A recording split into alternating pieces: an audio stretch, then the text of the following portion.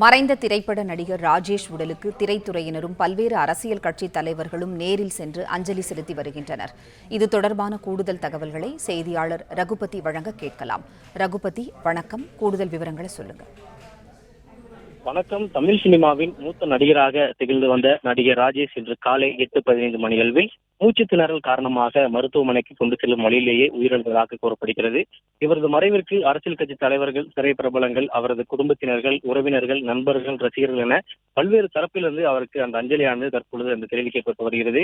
குறிப்பாக ரஜினிகாந்த், வைரமுத்து, நடிகர் பார்த்திபன் மற்றும் விசிக கட்சியின் தலைவர் தொல் திருமாவளவன் போன்றவர்கள் நேரிலும் அவரது அலைபேசியிலும் சமூக வலைதளங்கள் மூலியமாக தொடர்ந்து அஞ்சலியை செலுத்தி வருகிறார்கள்.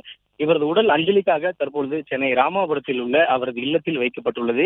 அதேபோல் இவரது இறுதி சடங்கானது வருகின்ற ஜூன் 1ஆம் தேதி நண்பகல் 11 மணி அளவில் இறுதி சடங்கு நடைபெறும் என்று அவரது குடும்பத்தில் தரப்பு தகவலானது தெரிவிக்கப்பட்டிருக்கிறது. குறிப்பாக அவருடைய மகள் வெளிநாட்டிலிருந்து வர வேண்டும் என்பதற்காக அவருடைய உடலானது அஞ்சலிக்காக வைக்கப்பட்டிருக்கிறது. மறைந்த ராஜேஷின் மகள் குறிப்பாக கனடாவில் வசித்து வருவதாகவும் அவர் வர வேண்டும் என்பதாலும் உறவினர்கள் துபாய் மற்றும் மஸ்கட் பகுதியில் இருந்து வர வேண்டும் என்பதாலும் அந்த 1ஆம் தேதியானது முடிவு செய்யப்பட்டதாக கூறப்படுகிறது. தொடர்ந்து அந்த அஞ்சலியானது தெரிவிக்கப்பட்டிருக்கிறது. திருமாவளவன் தற்போது அஞ்சலி செலுத்திவிட்டு சென்றிருக்கிறார். குணச்சித்திர நடிகர் என்கிற பெரும் புகழை பெற்றவர். திரைக்கலைஞர்களில்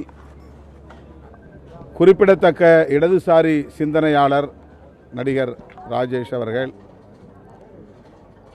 மார்க்சியம், பெரியாரியம், அம்பேத்கரியம் ஆகிய கொள்கைகளில் ஈடுபாடு உள்ளவர்.